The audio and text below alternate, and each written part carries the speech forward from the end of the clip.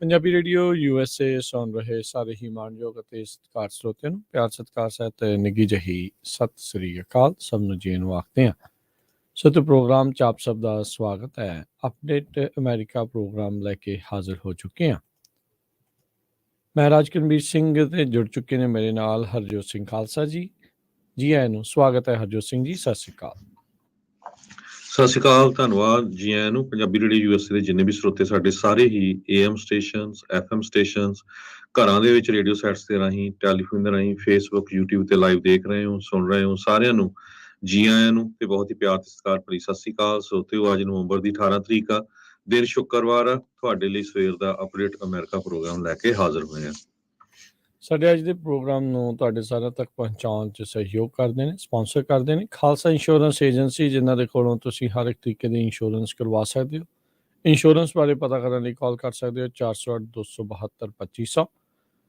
Covered California health insurance ਦੇ ਨਾਲ ਨਾਲ ਮੈਡੀਕੇਅਰ ਤੇ ਉਸਦੇ ਹਰ ਇੱਕ ਤਰੀਕੇ ਦੇ ਪਲਾਨਸ ਦੇ ਬਾਰੇ ਤੁਸੀਂ ਇਹਨਾਂ ਦੇ ਕੋਲੋਂ ਜਾਣਕਾਰੀ ਪ੍ਰਾਪਤ ਕਰ ਸਕਦੇ ਹੋ। 4082722500। ਟਿਰਕੇਣਾ ਇਮੀਗ੍ਰੇਸ਼ਨ ਲਾ ਫਰਮ ਇਮੀਗ੍ਰੇਸ਼ਨ ਦਾ ਹੋਵੇ ਕਿਸੇ ਵੀ ਤਰੀਕੇ ਦਾ ਕੰਮ, ਕਾਲ ਅਟਰਨੀ ਜੇ ਟਿਰਕੇਣਾ 415-909-0503।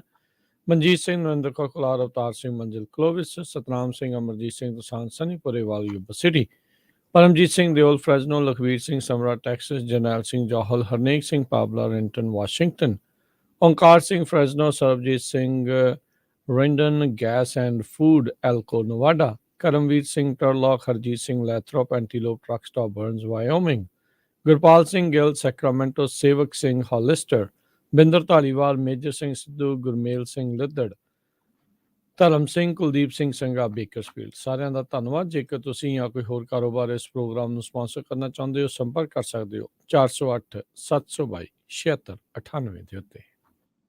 ਜੀ, ਅੱਜ ਦੀਆਂ ਖਬਰਾਂ ਵੱਲ ਚੱਲੀਏ ਤੇ US ਦੀ ਜਿਹੜੀ ਕਾਂਗਰਸ ਆ ਉਹਦੇ ਵਿੱਚ ਸਾਰਾ ਕੁਝ ਚੇਂਜ ਹੋ ਰਿਹਾ, ਕਿਉਂਕਿ ਮੈਜੋਰਟੀ ਆ ਉਹ ਹੁਣ GOP ਦੇ ਕੋਲ ਚਲੇ ਗਈ ਹੈਗੀ ਆ ਤੇ ਜੋ ਨੈਕਸਟ ਹਾਊਸ ਸਪੀਕਰ ਆ ਉਹ ਹੋਣਗੇ ਕੈਬਨ ਮਕਾਰਥੀ, ਬੇਕਰਸਫੀਲਡ ਤੋਂ ਕਾਂਗਰਸਮੈਨ ਆ ਕਾਫੀ ਲੰਮੇ ਸਮੇਂ ਤੋਂ।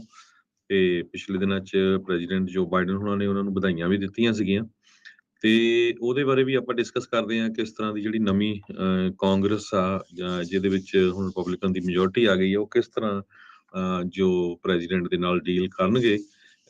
ਤੇ ਕਿਉਂਕਿ ਰਿਫਟ ਬਹੁਤ ਆ, 50-50 ਦੇ ਕਰੀਬ ਲਗਭਗ ਪੂਰਾ ਕੰਟਰੀ ਡਿਵਾਈਡਡ ਆ ਇਸ ਟਾਈਮ ਦੇ ਉੱਤੇ। ਤੇ ਦੂਸਰੇ ਪਾਸੇ ਜਿਹੜੇ ਕਾਂਗਰਸ ਆ ਉਹਦੇ ਵਿੱਚ ਹੁਣ ਜੋ ਮਿਨੋਰਿਟੀ ਦੇ ਵਿੱਚ ਡੈਮੋਕ੍ਰੇਟਸ ਵਾਲੀ ਸਾਈਡ ਆ, ਉੱਥੇ ਦੇ ਨੈਂਸੀ ਪੈਲੋਸੀ ਸੈਨ ਫਰਾਂਸਿਸਕੋ ਤੋਂ ਜੋ ਹਾਊਸ ਸਪੀਕਰ ਰਹੇ ਬੜੇ ਲੰਮੇ ਸਮੇਂ ਤੋਂ ਕਾਂਗਰਸ ਵੂਮਨ ਆ, ਤੇ ਉਹ ਸਟੈਪ ਸਾਈਡ ਕਰ ਗਿਆ, ਕਹਿੰਦੀ ਵੀ ਮੈਂ ਹੁਣ ਐਜ਼ ਏ ਲੀਡਰ ਨਹੀਂ ਜਿਹੜਾ ਆ ਓਪੋਜੀਸ਼ਨ ਦਾ ਹੋਣਾ। ਤੇ ਨਿਊਯਾਰਕ ਦੇ ਰਿਪਰੈਜ਼ੈਂਟੇਟਿਵ ਹਕੀਮ ਜੈਫਰੀਜ਼ ਕਹਿੰਦੇ ਵੀ ਉਹ ਸਕਸੀਡ ਕਰ ਸਕਦੇ ਹੈਗੇ ਆ ਨੈਂਸੀ ਪੈਲੋਸੀ ਨੂੰ। ਇਹ ਬੜਾ ਹਿਸਟੋਰਿਕ ਮੂਵ ਹੋਊਗਾ, ਪਹਿਲੀ ਵਾਰੀ ਕਾਲੇ ਮੂਲ ਦਾ ਬੰਦਾ ਜੋ ਮਿਨੋਰਿਟੀ ਦੇ ਵਿੱਚ US ਕਾਂਗਰਸ ਦੀ ਓਪੋਜੀਸ਼ਨ ਦਾ ਲੀਡਰ ਹੋਊਗਾ। ਇਸ ਤੋਂ ਬਿਨਾਂ ਕੁਝ ਹੋਰ ਨਾਮ ਵੀ ਆ ਰਹੇ ਆ, ਪਰ ਚਾਂਸ ਇਹੀ ਲੱਗਦੇ ਆ। ਹਾਊਸ ਮੈਜੋਰਟੀ ਦੇ ਲੀਡਰ ਸਟੈਨੀ ਹੋਇਰ ਤੇ ਹਾਊਸ ਮੈਜੋਰਟੀ ਦੇ ਵਿਪ ਜਿਮ ਕਲਾਈਵਰਨ, ਇਹਨਾਂ ਨੇ ਜੋ ਆ ਉਸ ਨੂੰ ਆਲਰੇਡੀ ਬੈਕ ਕਰ ਦਿੱਤਾ ਹੈਗਾ ਆ। ਮੈਸਾਚੂਸੇਟਸ ਦੇ ਰਿਪਰੈਜ਼ੈਂਟੇਟਿਵ ਕੈਥਰੀਨ ਕਲਾਰਕ ਤੇ ਕੈਲੀਫੋਰਨੀਆ ਦੇ ਰਿਪਰੈਜ਼ੈਂਟੇਟਿਵ ਪੀਟਰ ਐਗੂਲਰ ਉਹ ਐਕਸਪੈਕਟ ਕਰਦੇ ਸੀ ਵੀ ਸ਼ਾਇਦ ਨੈਂਸੀ ਪੈਲੋਸੀ ਨੂੰ ਜਿਹੜਾ ਆ ਸਕਸੀਡ ਕਰਨਗੇ, ਪਰ ਜਿਸ ਤਰ੍ਹਾਂ ਮੈਂ ਦੱਸਿਆ ਆ ਸੋ ਨਿਊਯਾਰਕ ਤੋਂ ਕਾਂਗਰਸਮੈਨ ਹਕੀਮ ਜੈਫਰੀਜ਼ ਇਹ ਹੁਣ ਜੋ ਡੈਮੋਕ੍ਰੈਟਿਕ ਵਾਲਾ ਪਾਰਟ ਹੈਗਾ ਆ ਕਾਂਗਰਸ ਦਾ, ਉਹਦੀ ਜਿਹੜੀ ਆ ਲੀਡਰਸ਼ਿਪ ਉਹਨਾਂ ਦੇ ਕੋਲ ਜਾਊਗੀ ਜੀ। ਸੋ ਹਾਊਸ ਦੇ ਮਾਈਨੋਰਿਟੀ ਲੀਡਰ ਦੇ ਵਜੋਂ ਜਿਹੜਾ ਹੁਣ ਉਸ ਅਹੁਦੇ ਦੇ ਲਈ ਇੱਕ ਹਿਸਾਬ ਦੇ ਨਾਲ ਜਦੋਜਹਿਦ ਜਿਹੜੀ ਉਹ ਚੱਲਣੀ ਆ। 30 ਨਵੰਬਰ ਨੂੰ ਇਹਨਾਂ ਦੀ ਡੈਮੋਕ੍ਰੇਟ ਪਾਰਟੀ ਦੀ ਇੰਟਰਨਲ ਇਲੈਕਸ਼ਨ ਇਸ ਬਾਬਤ ਜਿਹੜੀ ਹੋਣੀ ਆ, ਜਿੱਦਾਂ ਰੀਸੈਂਟਲੀ ਕੈਵਨ ਮੈਕਾਰਥੀ ਨੇ ਜਿਹੜੀ ਇੱਥੇ ਜਿੱਤ ਪ੍ਰਾਪਤ ਕੀਤੀ ਸੀ ਰਿਪਬਲਿਕਨ ਕਾਕਸ ਦੇ ਵਿੱਚ, ਆਪਾਂ ਕਹਿ ਸਕਦੇ ਹਾਂ। ਤੇ ਹੁਣ ਡੈਮੋਕ੍ਰੇਟ ਪਾਰਟੀ ਦੇ ਕਾਕਸ ਦੇ ਵਿੱਚ ਦੇਖਦੇ ਹਾਂ ਵੀ ਕੌਣ ਹੁੰਦਾ ਆ। ਪੈਲੋਸੀ ਨੇ 3 ਲੀਡਰਾਂ ਨੂੰ ਇੱਕ ਹਿਸਾਬ ਦੇ ਨਾਲ ਕਹਿੰਦੇ ਵੀ ਆਪਣਾ ਆਸ਼ੀਰਵਾਦ ਦਿੱਤਾ ਸੀਗਾ। ਸੋ ਉਹਨਾਂ ਦੇ ਵਿੱਚੋਂ ਹੁਣ ਜਿਹੜਾ ਹਕੀਮ ਜੈਫਰੀਜ਼ ਆ ਇਹ ਉੱਭਰ ਕੇ ਆ ਰਿਹਾ, ਤੇ ਜਿਸ ਨੂੰ ਹੋਰ ਬਾਕੀ ਜਿਹੜੇ ਡੈਮੋਕ੍ਰੇਟ ਪਾਰਟੀ ਦੇ ਲੀਡਰਸ ਦੀ ਵੀ ਜਿਹੜੀ ਸਪੋਰਟ ਮਿਲ ਰਹੀ ਆ। ਇੱਕ ਜਿਹੜੀ ਜੈਪਾਲ ਜਿਹੜੀ ਪ੍ਰੋਗਰੈਸਿਵ ਕਾਕਸ ਦੀ ਚੇਅਰ ਆ, ਪਹਿਲੋਂ ਇਹ ਸੋਚ ਰਿਹਾ ਦੇਖਿਆ ਜਾ ਰਿਹਾ ਸੀਗਾ ਵੀ ਸ਼ਾਇਦ ਪ੍ਰੋਗਰੈਸਿਵ ਕੋਈ ਜਿਹੜਾ ਲੀਡਰ ਹੋਊਗਾ ਡੈਮੋਕ੍ਰੇਟ ਪਾਰਟੀ ਚੋਂ ਉਹ ਇਸ ਦੇ ਵਿੱਚ ਆਉਣਗੇ, ਪਰ ਉਹਨਾਂ ਨੇ ਪ੍ਰੋਗਰੈਸਿਵ ਕਾਕਸ ਚੇਅਰ ਦੇ ਉੱਤੇ ਹੀ ਬਣੇ ਰਹਿਣ ਦੀ ਜਿਹੜਾ ਮਨ ਆ ਉਹ ਬਣਾਇਆ ਹੈਗਾ ਆ। ਸੋ ਹੁਣ ਇੰਟਰਨਲੀ ਇਹਨਾਂ ਨੂੰ ਕਿੰਨਾ ਕੁ ਸਾਥ ਜਿਹੜਾ ਇਸ ਚੀਜ਼ ਦੇ ਵਿੱਚ ਮਿਲੂਗਾ, ਇਹ ਜਿਹੜਾ ਨਾਲ ਦੇ ਨਾਲ ਦੇਖਣ ਵਾਲੀ ਗੱਲ ਆ, ਪਰ ਇੱਕ ਅਹੁਦਾ ਜਿਹੜਾ ਆ ਉਹ ਜ਼ਰੂਰ ਖਾਲੀ ਹੋਇਆ ਆ। ਅਗਲੀ ਜਿਹੜੀ ਹਰਜੋਤ ਸਿੰਘ ਜੀ ਆਪਾਂ ਗੱਲ ਕਰੀਏ ਇਸੇ ਦੇ ਨਾਲ ਹੀ, ਜਿੱਦਾਂ ਤੁਸੀਂ ਜ਼ਿਕਰ ਕੀਤਾ ਵੀ ਹਾਊਸ ਦਾ ਰੋਲ ਕਿੱਦਾਂ ਦਾ ਜਿਹੜਾ ਉਹ ਰਹਿ ਸਕਦਾ ਆ। ਆਪਾਂ ਦੇਖਿਆ ਹੀ ਆ ਪਿਛਲੇ ਜਿਹੜੇ 2 ਸਾਲਾਂ ਦੇ ਵਿੱਚ ਵੀ ਰਿਪਬਲਿਕਨ ਪਾਰਟੀ ਨੇ ਜਿਹੜੇ ਡੈਮੋਕ੍ਰੇਟ ਪਾਰਟੀ ਵਾਲੇ ਜਿਹੜੇ ਬਿੱਲ ਆ ਰਹੇ ਸੀ ਉਹਨਾਂ ਦੇ ਵਿੱਚ ਕੋਈ ਬਹੁਤਾ ਸਾਥ ਨਹੀਂ ਦਿੱਤਾ, ਪਾਰਟੀ ਲਾਈਨ ਦੇ ਉੱਤੇ ਜਿਹੜਾ ਚੱਲਿਆ, ਤੇ ਹੁਣ ਵੀ ਕੋਈ ਬਹੁਤਾ ਲੱਗਦਾ ਤਬਦੀਲੀ ਜਿਹੜੀ ਇਸ ਦੇ ਵਿੱਚ ਨਹੀਂ ਆਊਗੀ। ਕੱਲ ਜਿਹੜੇ ਹਾਊਸ ਦੇ ਵਿੱਚ ਨਵੇਂ ਮੈਜੋਰਟੀ ਦੇ ਵਿੱਚ ਆਏ ਰਿਪਬਲਿਕਨ ਪਾਰਟੀ ਆ, ਜਿਨ੍ਹਾਂ ਨੇ ਕਿਹਾ ਸੀਗਾ ਵੀ ਅਸੀਂ ਇਨਫਲੇਸ਼ਨ ਦੇ ਉੱਤੇ ਤੇ ਹੋਰ ਸਾਰੀਆਂ ਚੀਜ਼ਾਂ ਦੇ ਉੱਤੇ ਕੰਮ ਕਰਾਂਗੇ, ਉਹਨਾਂ ਨੇ ਆਪਣਾ ਪਹਿਲਾ ਕਦਮ ਜਿਹੜਾ ਆ ਉਹ ਦਿਖਾਉਂਦੇ ਹੋਏ ਜਿਹੜਾ ਹੰਟਰ ਬਾਈਡਨ ਆ ਉਸ ਦੀਆਂ ਜਿਹੜੀਆਂ ਫਾਈਨੈਂਸ਼ੀਅਲ ਡੀਲਿੰਗਸ ਆ ਬਾਹਰਲੇ ਮੁਲਕਾਂ ਦੇ ਨਾਲ, ਉਸ ਦੀ ਇਨਵੈਸਟੀਗੇਸ਼ਨ ਦੀ ਜਿਹੜੀ ਆ ਐਲਾਨ ਕਰ ਦਿੱਤਾ ਆ। ਉਸ ਦੇ ਵਿੱਚ ਉਹਨਾਂ ਨੇ ਕਿਹਾ ਵੀ ਪ੍ਰੈਜ਼ੀਡੈਂਟ ਬਾਈਡਨ ਦੇ ਉੱਤੇ ਵੀ ਜਿਹੜੀ ਉਹ ਨਜ਼ਰ ਰਹੂਗੀ ਵੀ ਕੀ ਉਸ ਦੇ ਵਿੱਚ ਆਪਣੇ ਮੁੰਡੇ ਦੀ ਇਹਨਾਂ ਫਾਈਨੈਂਸ਼ੀਅਲ ਡੀਲਿੰਗ ਦੇ ਵਿੱਚ ਉਸ ਦੀ ਮਦਦ ਕੋਈ ਰਹੀ ਆ ਜਾਂ ਨਹੀਂ। ਸੋ ਹਾਲ ਦੀ ਘੜੀ ਜੇ ਆਪਾਂ ਕਹੀਏ ਤਾਂ ਉਹਨਾਂ ਨੇ ਕਲੀਅਰਲੀ ਮੈਸੇਜ ਜਿਹੜਾ ਆ ਦੂਜੀ ਪਾਰਟੀ ਡੈਮੋਕ੍ਰੇਟ ਪਾਰਟੀ ਨੂੰ ਜਿਹੜਾ ਉਹ ਦੇ ਦਿੱਤਾ ਆ ਵੀ ਅਸੀਂ ਜਿਹੜਾ ਆ ਤੁਹਾਡੇ ਪਿੱਛੇ ਜਿਹੜੇ ਉਹ ਆ ਰਹੇ ਆ, ਸੋ ਗੈਟ ਰੈਡੀ ਵੀ ਸਾਡੇ ਵੱਲੋਂ ਵੀ ਜਿਹੜੀਆਂ ਇਨਵੈਸਟੀਗੇਸ਼ਨਸ ਆ ਉਹ ਪੂਰੀਆਂ ਜਿਹੜੀਆਂ ਉਹ ਚੱਲਣਗੀਆਂ। ਅਗਲੇ 2 ਸਾਲ ਜਿਹੜੇ ਸਿੰਘ ਆ ਜਿੱਦਾਂ ਪਿਛਲੇ 2 ਸਾਲ ਫਸੇ ਰਹੇ ਆ, ਲੱਗਦਾ ਵੀ ਆਉਣ ਵਾਲੇ ਸਮੇਂ ਦੇ ਵਿੱਚ ਵੀ ਕੋਈ ਬਹੁਤਾ ਅੰਤਰ ਦੇਖਣ ਨੂੰ ਇਸ ਮਾਮਲੇ ਦੇ ਵਿੱਚ ਪਾਰਟੀਜ਼ਨ ਪੋਲਿਟਿਕਸ ਦੇ ਮਾਮਲੇ ਵਿੱਚ ਕੋਈ ਬਹੁਤਾ ਅੰਤਰ ਜਿਹੜਾ ਉਹ ਨਹੀਂ ਦਿਖੇਗਾ। ਜੀ, ਜਿਮ ਕੋਮਰ ਜੋ ਜੀਓਪੀ ਦੇ ਲੀਡਰ ਆ, ਉਹਨਾਂ ਨੇ ਇਹ ਕਿਹਾ ਆ ਵੀ ਵਾਈਟ ਹਾਊਸ ਨੇ ਪਿਛਲੇ ਸਾਲਾਂ ਦੇ ਦੌਰਾਨ ਬਹੁਤ ਜ਼ਿਆਦਾ ਇਨਵੈਸਟੀਗੇਸ਼ਨਸ ਕੀਤੀਆਂ। ਉਹ ਕਹਿੰਦੇ ਵੀ ਪ੍ਰੈਜ਼ੀਡੈਂਟ ਦੀ ਅਸੀਂ ਕਿਸੇ ਤਰ੍ਹਾਂ ਦੀ ਸਪੀਨਾ ਜਾਂ ਹੋਰ ਨਹੀਂ ਕਰਾਂਗੇ ਕਿਉਂਕਿ ਇਹ ਬੜਾ ਕੰਪਲਿਕੇਟਡ ਹੈਗਾ। ਪਿਛਲੇ ਡੈਮੋਕ੍ਰੇਟਸ ਨੇ ਕਹਿੰਦੇ ਵੀ ਸਪੀਨਾਸ ਜਿਹੜੇ ਸੀ ਉਹ ਜੰਕ ਮੇਲ ਦੀ ਤਰ੍ਹਾਂ ਵਰਤੇ ਹੈਗੇ ਆ, ਬਾਅਦ ਦੇ ਵਿੱਚ ਫਿਰ ਉਹਦਾ ਜਿਹੜਾ ਰਿਜ਼ਲਟ ਇੰਨਾ ਨਹੀਂ ਨਿਕਲਦਾ। ਸੋ ਇਹ ਉਹਨਾਂ ਨੇ ਕਲੀਅਰ ਇੰਡੀਕੇਸ਼ਨ ਦੇਤੀ ਆ ਵੀ ਜੋ ਬਾਈਡਨ ਉਹਨਾਂ ਦਾ ਜਿਹੜਾ ਸਨ ਆ ਹੰਟਰ ਬਾਈਡਨ, ਉਹਦੇ ਪਿੱਛੇ ਬਿਲਕੁਲ ਉਹ ਜਾਣਗੇ। ਜੀ ਜੀ, ਅਗਲੀ ਜਿਹੜੀ ਹਰਜੋਤ ਸਿੰਘ ਦੀ ਗੱਲ ਕਰਦੇ ਜਾਈਏ, ਸਿਆਲਾਂ ਦੇ ਦਿਨ ਆ ਰਹੇ ਨੇ, ਅਜੇ ਪੂਰੀ ਤਰ੍ਹਾਂ ਸਿਆਲ ਨਹੀਂ ਆ, ਪਰ ਮੁਲਕ ਦੇ ਬਹੁਤ ਸਾਰੇ ਹਿੱਸਿਆਂ ਦੇ ਵਿੱਚ ਜਿਹੜੀ ਆਰਟਿਕ ਵੇਵ ਇਸ ਟਾਈਮ ਆਈ ਹੈ, ਠੰਡ ਦਾ ਜਿਹੜਾ ਮਾਹੌਲ ਆ ਉਹ ਪੂਰੀ ਤਰ੍ਹਾਂ ਬਣਿਆ ਪਿਆ ਆ। ਈਵੀ ਕਾਉਂਟੀ ਦੇ ਵਿੱਚ 3 ਫੁੱਟ ਤੱਕ ਜਿਹੜੀ ਸਨੋ ਆ ਉੱਥੇ ਕਹਿੰਦੇ ਵੀ ਪੈ ਸਕਦੀ ਆ। ਬਫਲੋ ਦਾ ਜਿਹੜਾ ਇਲਾਕਾ ਆ ਉੱਥੇ ਵੀ ਕਹਿੰਦੇ ਹਿਸਟੋਰਿਕ ਇਤਿਹਾਸਿਕ ਵਿੰਟਰ ਸਟਾਰਮ ਜਿਹੜਾ ਉਹ ਪੈਣ ਦੇ ਆਸਾਰ ਨੇ। ਮੁਲਕ ਦਾ ਬਹੁਤ ਸਾਰਾ ਹਿੱਸਾ ਜਿਹੜਾ ਉਹ ਬਰਫ਼ ਦੇ ਵਿੱਚ ਡੁੱਬਣ ਇੱਕ ਹਿਸਾਬ ਦੇ ਨਾਲ ਜਾ ਰਿਹਾ ਹੈ। ਇੱਥੇ ਕਾਫੀ ਭਾਰੀ ਬਰਫ਼ਬਾਰੀ ਜਿਹੜੀ ਉੱਧਰ ਪਵੇਗੀ। ਸੋ ਜਿਹੜੇ ਲੋਕ ਇਹਨਾਂ ਇਲਾਕਿਆਂ ਦੇ ਵਿੱਚ ਖਾਸ ਕਰਕੇ ਰਹਿ ਰਹੇ ਆ, ਚਾਹੇ ਨਾਰਥ ਦੇ ਸੂਬੇ ਨੇ ਤੇ ਚਾਹੇ ਨਾਰਥ ਈਸਟ ਵਾਲੇ ਜਿਹੜੇ ਸੂਬੇ ਨੇ, ਉੱਥੇ ਭਾਰੀ ਬਰਫ਼ਬਾਰੀ ਜਿਹੜੀ ਉਹ ਪਊਗੀ। ਆਰਟਿਕ ਵੇਵ ਜਿਹੜੀ ਇਹ ਠੰਡ ਵਾਲੀ ਆ, ਇਹ ਟੈਕਸਸ ਦੇ ਉਤਲੇ ਨਦਰਨ ਹਿੱਸੇ ਤੱਕ ਵੀ ਜਿਹੜੀ ਆ ਉਹ ਆਪਣੀ ਮਾਰ ਰੱਖੇਗੀ। ਸੋ ਲੇਕ ਐਰੀ ਦੇ ਵਿੱਚ ਅੱਜ ਕਹਿੰਦੇ ਆ ਵੀ ਲੇਕ ਜਿਹੜੀ ਆ ਉਹ ਸਨੋ ਆਫ ਉਹ ਹੋਊਗੀ, ਤੇ ਜਿੱਦਾਂ ਦੱਸਿਆ ਵੀ 3 ਫੁੱਟ ਤੱਕ ਉਸ ਕਾਉਂਟੀ ਦੇ ਵਿੱਚ ਬਰਫ਼ ਜਿਹੜੀ ਉਹ ਪੈ ਸਕਦੀ ਆ। ਟੈਂਪਰੇਚਰ ਬਹੁਤ ਜ਼ਿਆਦਾ ਡਾਊਨ ਜਿਹੜੇ ਉਹ ਜਾਣ ਵਾਲੇ ਹੈਗੇ ਨੇ, ਤੇ ਵੈਸੇ ਤਾਂ ਉਹਨਾਂ ਇਲਾਕਿਆਂ 'ਚ ਰਹਿਣ ਵਾਲੇ ਲੋਕ ਇਸ ਚੀਜ਼ ਦੇ ਲਈ ਤਿਆਰ ਹੁੰਦੇ ਆ। ਬਫਲੋ ਨੇ ਆਲਰੇਡੀ ਸਟੇਟ ਆਫ ਐਮਰਜੈਂਸੀ ਜਿਹੜੀ ਆ ਘੋਸ਼ਿਤ ਕਰ ਦਿੱਤੀ ਆ। ਗਵਰਨਰ ਕੈਥੀ ਹੋਚਲ ਉਸ ਦੇ ਨਾਲ 11 ਹੋਰ ਕਾਉਂਟੀਜ਼ ਦੇ ਵਿੱਚ ਨਿਊਯਾਰਕ ਸਟੇਟ ਦੇ ਵਿੱਚ ਸਟੇਟ ਆਫ ਐਮਰਜੈਂਸੀ ਜਿਹੜੀ ਘੋਸ਼ਿਤ ਆ ਉਹ ਕੀਤੀ ਆ। ਸੋ ਕਹਿੰਦੇ ਵੀ ਇਹ ਲਾਈਫ ਥ੍ਰੈਟਨਿੰਗ ਸਟਾਰਮ ਹੈ, ਤੇ ਇਹਦੇ ਕਰਕੇ ਕਈਆਂ ਦੀ ਜਾਨ ਜਾਣ ਦਾ ਵੀ ਖਤਰਾ ਜਿਹੜਾ ਉਹ ਰਹਿੰਦਾ ਹੈਗਾ ਆ। ਸੋ ਜਿਹੜੇ ਵੀ ਇਹਨਾਂ ਇਲਾਕਿਆਂ ਦੇ ਵਿੱਚ ਰਹਿ ਰਹੇ ਨੇ ਜਾਂ ਜਿਨ੍ਹਾਂ ਨੇ ਇਹਨਾਂ ਇਲਾਕਿਆਂ 'ਚ ਟਰੈਵਲ ਕਰਨਾ ਆ, ਖਾਸ ਕਰਕੇ ਉਹ ਭਾਈ ਵੈਦਰ ਕੰਡੀਸ਼ਨਸ ਦੇ ਉੱਤੇ ਜਿਹੜੀ ਆ ਉਹ ਨਜ਼ਰ ਰੱਖੋ, ਫਸ ਨਾ ਜਾਇਓ। ਜੇ ਫਸੇ ਆ ਤੇ ਆਪਣੇ ਆਪ ਨੂੰ ਹੀਟ ਅਪ ਕਿੱਦਾਂ ਰੱਖਣਾ ਆ, ਉਸ ਦਾ ਜਿਹੜਾ ਪ੍ਰਬੰਧ ਆ ਉਹ ਤੁਸੀਂ ਨਾਲ ਦੇ ਨਾਲ ਕਰਕੇ ਜਿਹੜਾ ਉਹ ਲੈ ਕੇ ਜਾਓ। ਡੋਂਟ ਐਕਸਪੈਕਟ ਵੀ ਇਹੋ ਜਿਹੇ ਮੌਕੇ ਦੇ ਉੱਤੇ ਕੋਈ ਐਮਰਜੈਂਸੀ ਸੇਵਾਵਾਂ ਤੁਹਾਡੇ ਤੱਕ ਜਿਹੜੀਆਂ ਉਹ ਪਹੁੰਚ ਸਕਣਗੀਆਂ, ਕਿਉਂਕਿ ਉਹਨਾਂ ਨੂੰ ਵੀ ਜਿਹੜੀ ਆ ਇਸ ਵੈਦਰ ਦੀ ਮਾਰ ਓਨੀਓ ਹੀ ਹੋਣੀ ਆ ਜਿੱਦਾਂ ਜਿਹੜੀ ਉਹ ਤੁਹਾਨੂੰ ਰਹਿੰਦੀ। ਆਲਦੋ ਆਪਾਂ ਐਕਸਪੈਕਟ ਜ਼ਰੂਰ ਕਰਦੇ ਹਾਂ, ਪਰ ਤੁਸੀਂ ਇਕੱਲੇ ਨਹੀਂ ਹੁੰਦੇ, ਹੋਰ ਕਈ ਸੈਂਕੜੇ ਲੋਕ ਇਹੋ ਜਿਹੇ ਮਾਮਲਿਆਂ ਦੇ ਵਿੱਚ ਉਦੋਂ ਫਸੇ ਹੁੰਦੇ ਆ। ਸੋ ਟਰਾਈਬਲ ਐਡਵਾਈਜ਼ਰੀਜ਼ ਦੇ ਨਾਲ ਨਾਲ ਸਟੇਟ ਆਫ ਐਮਰਜੈਂਸੀਜ਼ ਇਹਨਾਂ ਇਲਾਕਿਆਂ ਦੇ ਵਿੱਚ ਘੋਸ਼ਿਤ ਕੀਤੀ ਗਈ ਹੈਗੀ ਆ। ਜੀ ਬਿਲਕੁਲ। ਪਿਛਲੇ ਹਫਤੇ ਕਹਿੰਦੇ 60 ਡਿਗਰੀ ਟੈਂਪਰੇਚਰ ਸੀ, ਹੁਣ 20 ਤੋਂ ਵੀ ਥੱਲੇ ਜਿਹੜਾ ਚਲੇ ਜਾਣਾ ਹੈਗਾ ਤੇ ਜ਼ੀਰੋ ਵਿਜ਼ਿਬਿਲਿਟੀ ਹੈਗੀ ਆ। ਸੋ ਖਾਸ ਕਰਕੇ ਜਿਹੜੇ ਟਰੱਕਰ ਸੁਣ ਰਹੇ ਆ, ਜੇ ਤੁਸੀਂ ਬਫਲੋ ਵਾਲੀ ਉਸ ਸਾਈਡ ਨੂੰ ਜਾਣਾ ਹੈਗਾ ਤੇ ਬੜੇ ਧਿਆਨ ਨਾਲ, ਕਿਉਂਕਿ ਸਾਰਾ ਕੁਝ ਹੀ ਸ਼ਟ ਡਾਊਨ ਹੈਗਾ ਆ। ਸੋ ਪਹਿਲਾਂ ਹੀ ਜਿਹੜਾ ਅਰੇਂਜਮੈਂਟ ਕਰ ਲਿਓ ਕਿਤੇ ਹੋਰ ਰੁਕਣ ਦਾ। ਇਹ ਤੇ ਨਾਲ ਹੀ ਇਹਦੇ ਵਿੱਚ ਐਡ ਕਰਦੇ ਜਾਈਏ, ਉਹਨਾਂ ਇਲਾਕਿਆਂ ਨੂੰ ਜਾ ਰਹੀਆਂ ਫਲਾਈਟਸ ਵੀ ਰੱਦ ਹੋਣਗੀਆਂ, ਕੈਂਸਲ ਹੋਣਗੀਆਂ।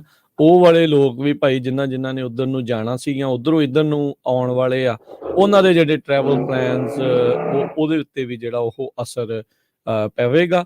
ਸੋ ਉਸ ਚੀਜ਼ ਦੇ ਲਈ ਵੀ ਬੰਦਾ ਜਿਹੜਾ ਉਹ ਤਿਆਰ ਰਵੇ ਵੀ ਕਿੱਦਾਂ ਜਿਹੜਾ ਆ ਉਹ ਉੱਥੇ ਜਿਹੜਾ ਤੁਸੀਂ ਆਪਣਾ ਰੱਖਣਾ ਆ। ਜੇ ਕਿਸੇ ਨੇ ਭਾਈ Airbnb ਵਗੈਰਾ ਕੀਤਾ ਹੋਇਆ ਤੇ ਉਹਨੂੰ ਐਕਸਟੈਂਡ ਕਰਨਾ ਪਊਗਾ, ਜਾਂ ਕਿਤੇ ਕਿਸੇ ਦੇ ਰਿਸ਼ਤੇਦਾਰ ਦੇ ਆ ਤੇ ਉਧਰ ਨੂੰ ਜਾਣਾ ਪਊਗਾ। ਸੋ ਮੇਕ ਸ਼ੋਰ ਕਰ ਲਿਓ ਵੀ ਭਾਈ ਫਸਿਓ ਨਾ। ਕਈ ਵਾਰੀ ਬੱਚੇ ਹੁੰਦੇ ਆ, ਬਜ਼ੁਰਗ ਹੁੰਦੇ ਆ ਨਾਲ, ਤੇ ਇੰਨੀ ਠੰਡ ਜਿਹੜੀ ਚੱਲਣੀ ਆ ਬਹੁਤ ਔਖੀ ਜਿਹੜੀ ਉਹ ਬਣ ਜਾਂਦੀ, ਖਾਸ ਕਰਕੇ ਉਦੋਂ ਜਦੋਂ ਤੁਸੀਂ ਟੈਂਪਰੇਚਰ ਜਦੋਂ ਅਚਨਚੇਤੀ ਇੰਨਾ ਡਿੱਗਦਾ, ਬੰਦੇ ਦੀ ਤਿਆਰੀ ਨਹੀਂ ਹੋਈ ਹੁੰਦੀ ਵੀ ਉੱਦਾਂ ਦੇ ਗਰਮ ਕੱਪੜੇ ਉਹਨਾਂ ਦੇ ਕੋਲ ਹੋਣ। ਜੀ ਅਗਲੀ ਜਿਹੜੀ ਹਰਜੋਤ ਸਿੰਘ ਦੀ ਗੱਲ ਕਰਦੇ ਜਾਈਏ, ਆਈਡਾਹੋ ਤੋਂ ਜਿਹੜੇ 4 ਵਿਦਿਆਰਥੀਆਂ ਦੀ ਮੌਤ ਦੇ ਸੰਬੰਧ ਦੇ ਵਿੱਚ ਆ। ਕਹਿੰਦੇ ਵੀ ਇਸ ਟਾਈਮ ਪੁਲਿਸ ਦੇ ਕੋਲ ਕੋਈ ਸੁਰਾਖ ਨਹੀਂ ਜਿਹੜਾ ਉਹ ਹੱਥ ਲੱਗ ਰਿਹਾ ਵੀ ਇਹ ਕਤਲ ਕਿੰਨੇ ਜਿਹੜੇ ਕਿਤੇ ਹੋ ਸਕਦੇ ਆ। ਤੇਜ਼ ਧਾਰੀ ਹਥਿਆਰ ਦੇ ਨਾਲ ਇਹਨਾਂ ਦੇ ਉੱਤੇ ਹਮਲਾ ਹੋਇਆ ਸੀ, ਇਹਨਾਂ ਦਾ ਕਤਲ ਜਿਹੜੇ ਉਹ ਹੋਏ ਸੀਗੇ। ਨਾਈਟ ਆਊਟ ਕਰ ਰਹੇ ਸੀਗੇ ਤੇ ਮਾਸਕੋ ਜਿਹੜਾ ਸ਼ਹਿਰ ਆਈਡਾਹੋ ਦੇ ਵਿੱਚ, ਉੱਥੇ ਇਹ 4 ਫਰੈਂਡ ਆ ਉਹ ਮਰੇ ਜਿਹੜੇ ਮ੍ਰਿਤ ਆ ਉਹ ਪਾਏ ਗਏ ਸੀ।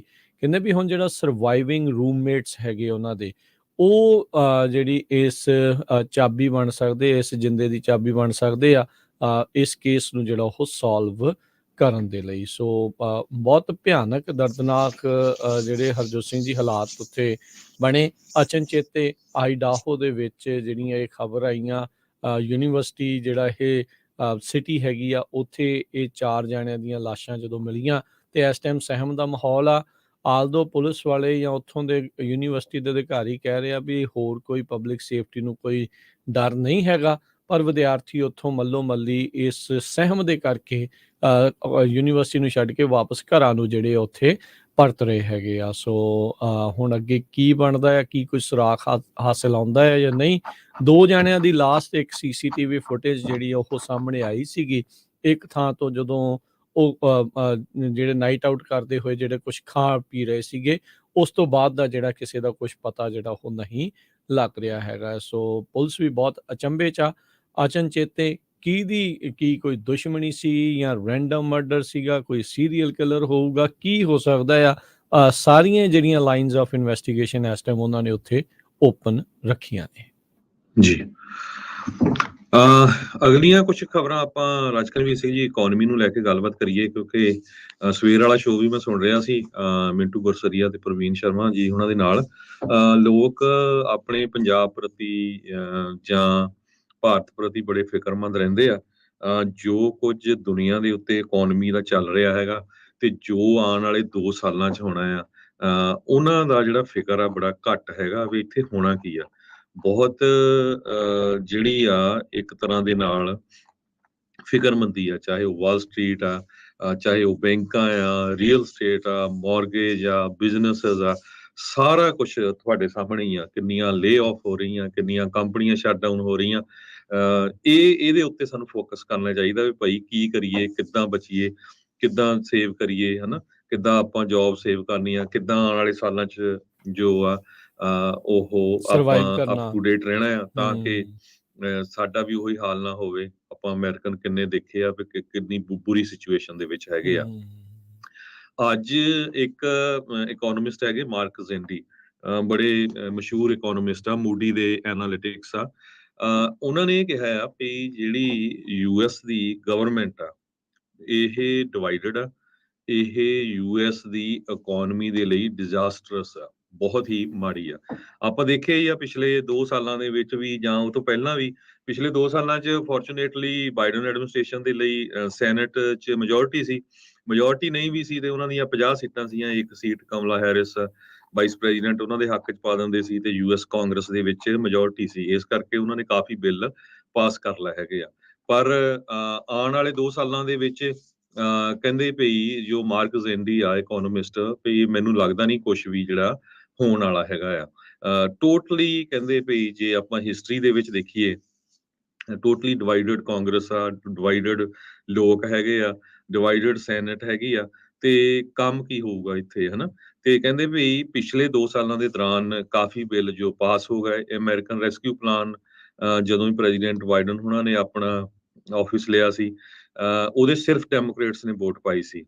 ਤੇ ਇਨਫਰਾਸਟ੍ਰਕਚਰ ਇਨਵੈਸਟਮੈਂਟ ਤੇ ਜੌਬ ਐਕਟ, ਇਹ ਜਿਹੜਾ ਲਾ ਆ ਲਾਸਟ ਈਅਰ ਬਣਿਆ, ਕੁਛ ਕੁ ਰਿਪਬਲਿਕਨਸ ਨੇ ਸਪੋਰਟ ਕੀਤੀ ਸੀ, ਮੋਸਟਲੀ ਉਹ ਡੈਮੋਕ੍ਰੇਟ ਸੀ। ਚਿਪਸ ਤੇ ਸਾਇੰਸ ਐਕਟ ਜਿਹੜਾ ਆ, ਇਹ ਬਾਈਪਾਰਟੀਸ਼ਨ ਸਪੋਰਟ ਦੇ ਨਾਲ ਪਾਸ ਹੋਇਆ ਸੀ, ਸੈਮੀਕੰਡਕਟਰ ਮੈਨੂਫੈਕਚਰਿੰਗ ਦਾ ਜੋ ਸਪੋਰਟ ਦੇ ਲਈ ਸੀ। ਇਨਫਲੇਸ਼ਨ ਰਿਡਕਸ਼ਨ ਐਕਟ ਦੇ ਵਿੱਚ ਕੋਈ ਵੀ ਰਿਪਬਲਿਕਨ ਨੇ ਸਪੋਰਟ ਨਹੀਂ ਕੀਤੀ।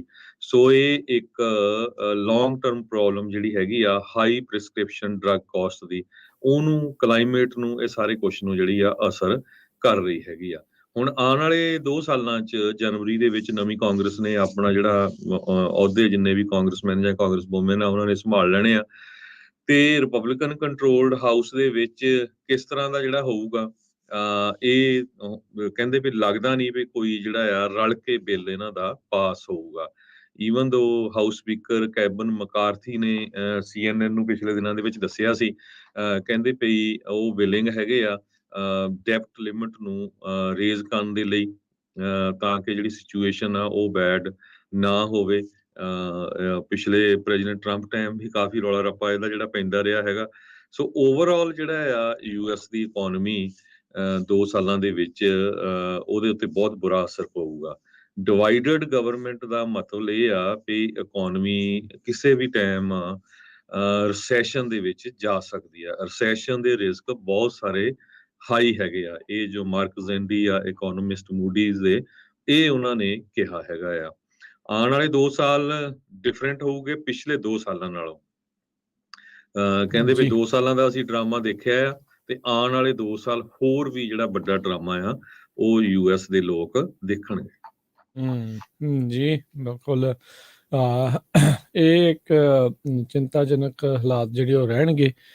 ਸੋ ਹਰ ਇੱਕ ਜਿਹੜਾ ਸਿਆਸੀ ਲੀਡਰ ਆ ਜਾਂ ਸਿਆਸੀ ਪਾਰਟੀ ਆ, ਉਹਨੇ ਆਪਣੇ ਨਿੱਜੀ ਮਫਾਦਾਂ ਨੂੰ ਦੇਖਦੇ ਹੋਏ ਕਿੱਥੇ ਵੋਟਾਂ ਜ਼ਿਆਦੀਆਂ ਕਿੱਦਾਂ ਹਾਸਲ ਕਰ ਸਕਦੇ ਆ, ਉਸ ਦੇ ਉੱਤੇ ਜ਼ੋਰ ਲਾਉਣਾ। ਪਰ ਆਲਦੋ ਇਹਦੇ ਨਾਲ ਚਿਹਰੇ ਵੀ ਜਿਹੜੇ ਉਹ ਨੰਗੇ ਜਿਹੜੇ ਹੁੰਦੇ ਆ, ਵੀ ਕੌਣ ਹੈਲਪ ਕਰ ਰਿਹਾ ਲੋਕਾਂ ਦੀ ਤੇ ਕੌਣ ਹੈਲਪ ਨਹੀਂ ਜਿਹੜਾ ਉਹ ਕਰ ਰਿਹਾ ਹੁੰਦਾ।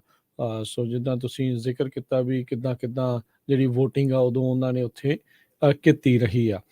ਸੋ ਇੱਕ ਜਿਹੜੀ ਹਰਜੋਤ ਸਿੰਘ ਜੀ ਕਾਰਵਾਨਾ ਕਰਕੇ, ਹਰਜੋਤ ਸਿੰਘ ਜੀ ਇੱਕ ਕੰਪਨੀ ਸੀਗੀ, ਕੰਪਨੀ ਹੈ ਉੱਦਾਂ ਤਾਂ, ਕੱਲ ਉਹਨਾਂ ਦੇ ਸਟਾਕ ਫ੍ਰੀ ਫਾਲ ਦੇ ਵਿੱਚ ਚਲੇ ਗਏ। ਕਾਰਵਾਨਾ ਉਹ ਕੰਪਨੀ ਆ ਜਿਹੜੀ ਕਹਿੰਦੀ ਵੀ ਤੁਹਾਨੂੰ ਗੱਡੀ ਖਰੀਦਣ ਦੇ ਲਈ ਕਿਸੇ ਥਾਂ ਦੇ ਉੱਤੇ ਜਾਣ ਦੀ ਲੋੜ ਨਹੀਂ, ਆਨਲਾਈਨ ਗੱਡੀ ਖਰੀਦੋ, ਤੁਸੀਂ ਖਰੀਦੋ ਤੇ ਗੱਡੀ ਅਸੀਂ ਤੁਹਾਡੇ ਘਰੇ ਜਿਹੜੀ ਉਹ ਪਹੁੰਚਾ ਦਿੰਦੇ ਆ।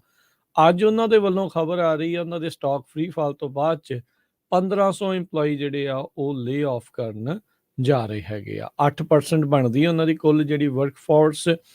ਸੋ ਸਟਾਕ ਇਸ ਸਾਲ ਦੇ ਵਿੱਚ ਉਹਨਾਂ ਦੇ ਕੋਈ ਬਹੁਤੇ ਚੰਗੇ ਨਹੀਂ ਰਹੇ। ਸੋ ਇੱਕ ਈਮੇਲ ਕਾਰਵਾਨਾ ਜਿਹੜੀ ਕੰਪਨੀ ਉਸਦੇ CEO ਅਰਨੀ ਗਾਰਸੀਆ ਨੇ ਘੱਲੀ ਆ। ਉਹਨੇ ਕਿਹਾ ਵੀ ਜਿਹੜੇ ਇਕਨੋਮਿਕ ਹੈਡਵਿੰਡਸ ਆ ਰਹੀਆਂ, ਵੀ ਅੱਗੋਂ ਤੇਜ਼ ਹਵਾਵਾਂ ਜਿਹੜੀ ਆਰਥਿਕਤਾ ਵਾਲੀਆਂ ਆ, ਤੇ ਹਾਇਰ ਫਾਈਨੈਂਸਿੰਗ ਕਾਸਟ, ਤੇ ਲੋਕ ਘੱਟ ਕਾਰਾਂ ਪਰਚੇਜ਼ ਜਿਹੜੀ ਹੈ ਉਹ ਡਿਲੇ ਕਾਰ ਪਰਚੇਜ਼ਿੰਗ ਆ, ਉਸ ਦੇ ਕਰਕੇ ਅਸੀਂ ਇਹ ਫੈਸਲਾ ਜਿਹੜਾ ਉਹ ਲੈਣ ਜਾ ਰਹੇ ਹਾਂ। ਉਹ ਕਹਿੰਦੇ ਵੀ ਅਸੀਂ ਸਹੀ ਢੰਗ ਦੇ ਨਾਲ ਭਵਿੱਖ ਨੂੰ ਨਹੀਂ ਅਨੁਮਾਨ ਲਾ ਸਕੇ, ਤੇ ਇਹਦੇ ਕਰਕੇ ਜਿੱਦਾਂ ਜਿੱਦਾਂ ਵੀ ਹੁਣ ਇਹ ਪਲੇ ਆਊਟ ਹੋਇਆ ਤੇ ਸਾਡੇ ਬਿਜ਼ਨਸ ਦੇ ਉੱਤੇ ਬੈਡ ਇੰਪੈਕਟ ਹੋਇਆ ਆ, ਤੇ ਇਹਦੇ ਕਰਕੇ ਹੁਣ ਅਸੀਂ ਲੋਕਾਂ ਨੂੰ ਜਿਹੜਾ ਆ ਲੇ ਆਫ ਕਰਨ ਜਿਹੜਾ ਹੋ ਜਾ ਰਹੇ ਆ। ਸੋ ਹਰ ਇੱਕ ਪਾਸੋਂ ਟੈਕ ਇੰਡਸਟਰੀ ਦੇ ਵਿੱਚ ਜਿੰਨੇ ਹਰਜੋਤ ਸਿੰਘ ਜੀ ਇਹਨਾਂ ਨੇ 2 ਸਾਲਾਂ ਦੇ ਵਿੱਚ ਮਜ਼ੇ ਲੁੱਟੇ, ਆਪਾਂ ਜੀ, ਆਪਾਂ ਕਹਿ ਸਕਦੇ ਹਾਂ, ਕਿਉਂਕਿ ਬਹੁਤ ਇਹਨਾਂ ਨੂੰ ਵਰਕ ਫਰੋਮ ਹੋਮ ਤੋਂ ਲੈ ਕੇ ਤੇ ਹੋਰ ਬਹੁਤ ਸਾਰੀਆਂ ਚੀਜ਼ਾਂ, ਸਟਿਮੂਲਸ ਪੈਕੇਜਸ, ਪੀਪੀਪੀ ਲੋਨਸ, ਹੋਰ ਪਤਾ ਨਹੀਂ ਕਈ ਕੁਛ ਜਿਹੜਾ ਉਹ ਮਿਲਦਾ ਰਿਹਾ। ਉਹ ਮਨੀ ਹੁਣ ਰਨ ਆਊਟ ਕਰ ਗਈ ਆ, ਉਹ ਦੋਜ਼ ਵੈਲਸ ਆਰ ਡਰਾਈ ਨਾਓ, ਉੱਥੇ ਹੁਣ ਪਾਣੀ ਹੈ ਨਹੀਂ। ਤੇ ਹੁਣ ਹੌਲੀ ਹੌਲੀ ਗਾਜ ਕਿੱਥੇ ਡਿੱਗ ਰਹੀ ਆ ਉਹਨਾਂ ਸਾਰੇ EMPLOYEES ਦੇ ਵਿੱਚ। ਉਹਨਾਂ 2 ਸਾਲਾਂ ਨੂੰ ਦੇਖਦੇ ਹੋਏ ਕਈ EMPLOYEE ਵੀ ਸੋਚ ਰਹੇ ਸੀ, ਯਾਰ ਇਹ ਤਾਂ ਮਾਹੌਲ ਜਿਹੜਾ ਬਹੁਤ ਵਧੀਆ ਜਿਹੜਾ ਉਹ ਬਣਿਆ ਪਿਆ ਆ, ਸਾਰਾ ਕੁਛ ਉੱਤੇ ਦਾ ਉੱਤੇ ਜਾ ਰਿਹਾ ਸੀਗਾ, ਪਰ ਹੁਣ ਅਚਨਚੇਤੇ ਜਿਹੜੇ ਆ ਸਾਰਾ ਕੁਛ ਡਿੱਗ ਗਿਆ। ਇੱਕ ਬਹੁਤ ਵੱਡੀ ਕੰਪਨੀ ਅਡੋਬੀ ਕਰਕੇ ਆ, ਜਦੋਂ ਜੀ, ਵਰਕ ਫਰੋਮ ਹੋਮ ਕਲਚਰ ਸਿਖਰ ਦੇ ਉੱਤੇ ਸੀ, ਉਹਨਾਂ ਦੇ ਜਿਹੜੇ ਸ਼ੇਅਰ ਆ ਉਹ $700-800 ਤੇ ਉੱਤੇ ਪਹੁੰਚ ਗਿਆ ਸੀਗਾ। ਤੇ ਪਰ ਫਿਰ ਜਿਉਂ-ਜਿਉਂ ਉਹਦੇ ਅਲਟਰਨੇਟਿਵਸ ਆ ਗਏ, ਜਾਂ ਉਹਦੀ ਥਾਂ ਦੇ ਉੱਤੇ ਲੋਕਾਂ ਨੇ ਫਿਰ ਦੁਬਾਰਾ ਆਫਿਸਿਸ ਦੇ ਵਿੱਚ ਆਉਣਾ ਸ਼ੁਰੂ ਕੀਤਾ, ਕੰਪਨੀਆਂ ਮੰਗ ਕਰਨ ਲੱਗ ਗਈਆਂ ਅਸੀਂ ਆ ਜਾਈਏ, ਉਹਨਾਂ ਦੇ ਜਿਹੜੇ ਸ਼ੇਅਰ ਆ ਉਹ $200-300 ਤੋਂ ਵੀ ਥੱਲੇ ਜਿਹੜਾ ਆ ਉਹ ਆਣ ਪਿਆ ਹੈਗਾ। ਸੋ ਫਰਕ ਜਿਹੜਾ ਆ ਬਹੁਤ ਜ਼ਿਆਦਾ ਕੰਪਨੀਜ਼ ਦੇ ਉੱਤੇ ਪੈ ਰਿਹਾ ਆ। ਕੰਪਨੀਜ਼ ਨੇ ਆਪਣੇ ਸ਼ੇਅਰ ਦੀ ਪ੍ਰਾਈਸ ਨੂੰ ਲੈ ਕੇ ਮਾਰਕੀਟ ਦੇ ਵਿੱਚ ਕੀ ਨਵੀਂ ਮਨੀ ਆ ਰਹੀ ਆ, ਨਵੇਂ ਪ੍ਰੋਜੈਕਟਸ ਉਹਨਾਂ ਨੂੰ ਮਿਲਣਗੇ ਜਾਂ ਨਹੀਂ ਮਿਲਣਗੇ, ਉਹਦੇ ਆਧਾਰ ਦੇ ਉੱਤੇ ਫੈਸਲੇ ਲੈਣੇ ਆ। ਤੇ ਇੱਕ ਇਸ਼ਾਰਾ ਹੁੰਦਾ, ਇਹ ਸਾਈਨ ਹੁੰਦੇ ਆ ਇਕਨੋਮਿਕ ਜਿਹੜੀ ਅਰਥਚਾਰੇ ਦਾ ਵੀ ਕਿਹੜੇ ਪਾਸੇ ਨੂੰ ਜਿਹੜੀ ਜਾ ਰਹੀ ਆ। ਆਲਦੋ ਕਿਹਾ ਇਹ ਜਾਂਦਾ ਆ ਵੀ ਅਮਰੀਕਾ ਦੀ, ਕੈਲੀਫੋਰਨੀਆ ਦੀ ਜਿਹੜੀ ਸਿਲੀਕਨ ਵੈਲੀ ਆ ਕਦੀ ਫੇਲ ਨਹੀਂ ਹੋ ਸਕਦੀ। ਇਹ ਪਰ ਇਦਾਂ ਦੇ ਜਿਹੜੇ ਝਟਕੇ ਆ ਉਹ ਬਾਕੀ ਲੋਕਾਂ ਦੇ ਲਈ ਇਸ਼ਾਰਾ ਹੁੰਦਾ ਆ ਵੀ ਆਪਾਂ ਕਿਹੜੇ ਵਾਲੇ ਪਾਸੇ ਨੂੰ ਜਿਹੜਾ ਉਹ ਵੱਧ ਰਹੇ ਆ। ਸੋ ਬਾਰ-ਬਾਰ ਜਿਹੜਾ ਅਸੀਂ ਤੁਹਾਨੂੰ ਕਹਿੰਦੇ ਰਹਿੰਦੇ ਆ, ਬੇਨਤੀ ਅਪੀਲ ਕਰਦੇ ਰਹਿੰਦੇ ਆ, ਝਾਦਰ ਦੇਖ ਕੇ ਪੈਰ ਪਸਾਰਨਾ ਤੇ ਬੇਲੋੜੀਆਂ ਤੇ ਬੇਫਜ਼ੂਲ ਖਰਚਿਆਂ ਤੋਂ ਜਿਹੜਾ ਉਹ ਬਚਣਾ, ਉਹ ਬਹੁਤ ਜਿਹੜਾ ਉਹ ਜ਼ਰੂਰੀ ਹੁੰਦਾ ਆ, ਖਾਸ ਕਰਕੇ ਜਦੋਂ ਇਕਨੋਮਿਕ ਤੌਰ ਦੇ ਉੱਤੇ ਇਹ ਨਾ ਪਤਾ ਹੋਵੇ ਵੀ ਕਿਹੜੇ ਪਾਸੇ ਨੂੰ ਊਠ ਨੇ ਕਿਸ ਕਰਵਟ ਬੈਠਣਾ। ਆਲਦੋ ਹੁਣ ਤਕਰੀਬਨ ਲੋਕਾਂ ਨੂੰ ਤੈਅ ਨਜ਼ਰ ਆ ਰਿਹਾ ਆ ਵੀ ਇਹ ਜਿਹੜਾ ਊਠ ਨੇ ਉਸ ਪਾਸੇ ਵੱਲ ਨੂੰ, ਰਿਸੈਸ਼ਨ ਵਾਲੇ ਪਾਸੇ ਨੂੰ ਜਿਹੜਾ ਉਹ ਬੈਠਣ ਦੀਆਂ ਇਹਦੀਆਂ ਤਿਆਰੀਆਂ ਨੇ। ਸੋ ਆਪਾਂ ਨੂੰ ਵੀ ਉਹਦੇ ਹਿਸਾਬ ਦੇ ਨਾਲ ਹੀ ਜਿਹੜਾ ਆ ਉਹ ਖਰਚੇ ਤੇ ਉਹ ਸਾਰੀਆਂ ਚੀਜ਼ਾਂ ਨੂੰ ਪਲੇ ਆਊਟ ਕਰਨ ਦੀ ਜਿਹੜੀ ਉਹ ਜ਼ਰੂਰਤ ਆ। ਜੇ ਤੁਹਾਡੇ ਕੋਲ ਦੇਖੋ ਅਫੋਰਡੇਬਿਲਿਟੀ ਦੀ ਸਭ ਤੋਂ ਵੱਡੀ ਇਸ ਪੂਰੇ ਮਾਮਲੇ ਦੇ ਵਿੱਚ ਗੱਲ ਜਿਹੜੀ ਉਹ ਬਣਦੀ ਆ, ਪਰ ਅਜਿਹੇ ਟਾਈਮ ਦੇ ਉੱਤੇ ਬੱਚਤ ਕਰਨਾ ਹੀ ਆਈ ਥਿੰਕ ਸਭ ਤੋਂ ਵਧੀਆ ਜਿਹੜੀ ਚੀਜ਼ ਆ ਉਹ ਆਮ ਇਨਸਾਨ ਦੇ ਲਈ ਜਿਹੜੀ ਉਹ ਰਹਿੰਦੀ ਆ। ਜੀ। ਸੋ ਬਿਲਕੁਲ, ਹੋਰ ਵੀ ਬਹੁਤ ਸਾਰੀਆਂ ਆਪਾਂ ਇਕੋਨਮੀ ਦੀਆਂ ਗੱਲਾਂ ਕਰਨੀਆਂ ਆ, ਤੇ ਆਪਾਂ ਇੱਕ ਬ੍ਰੇਕ ਲੈਂਦੇ ਆ, ਤੇ ਬ੍ਰੇਕ ਤੋਂ ਬਾਅਦ ਵਾਲ ਸਟਰੀਟ ਤੇ ਕੀ ਹੋ ਰਿਹਾ ਹੈਗਾ ਆ, ਮੌਰਗੇਜ ਤੇ ਰੀਅਲ ਸਟੇਟ ਇੰਡਸਟਰੀ ਦੇ ਉੱਤੇ ਕੀ ਹੋ ਰਿਹਾ ਹੈਗਾ ਆ, ਉਹਦੇ ਬਾਰੇ ਆਪਾਂ ਲੇ ਆਫਸ ਬਹੁਤ ਵੱਡੀ ਗਿਣਤੀ 'ਚ ਵੱਖ-ਵੱਖ ਕੰਪਨੀਆਂ ਤੋਂ ਹੋਈਆਂ ਆ, ਉਹ ਤੁਹਾਡੇ ਨਾਲ ਡਿਸਕਸ ਕਰਾਂਗੇ। ਤੇ ਜੇ ਤੁਸੀਂ ਵੀ ਪਾਰਟਿਸਿਪੇਟ ਕਰਨਾ, ਤੁਸੀਂ ਵੀ ਕਾਲ ਕਰ ਸਕਦੇ ਹੋ ਬ੍ਰੇਕ ਤੋਂ ਬਾਅਦ ਪੰਜਾਬੀ ਰੇਡੀਓ USA ਦੇ ਸਟੂਡੀਓ 'ਚ 408-272-5200 ਤੋਂ 4082725200। ਤੁਸੀਂ ਵੀ ਆਪਣੇ ਵਿਚਾਰ ਦੇ ਸਕਦੇ ਆ ਇਕੋਨਮੀ ਬਾਰੇ, ਜਾਂ ਜਿੱਥੇ ਤੁਸੀਂ ਤੁਹਾਡਾ ਬਿਜ਼ਨਸ ਆ ਜਾਂ ਜੌਬ ਆ, ਤੁਹਾਡੇ ਤੇ ਕੀ ਉਹਦਾ ਅਸਰ ਪੈ ਰਿਹਾ, ਤੇ ਤੁਸੀਂ ਕਾਲ ਕਰ ਸਕਦੇ ਹੋ। ਤੇ ਆਪਾਂ ਇੱਕ ਲੈਂਦੇ ਆ ਬ੍ਰੇਕ, ਤੇ ਬ੍ਰੇਕ ਤੋਂ ਬਾਅਦ ਫਿਰ ਹੋਰ ਤੁਹਾਡੇ ਨਾਲ ਖਬਰਾਂ ਸਾਂਝੀਆਂ ਕਰਾਂਗੇ।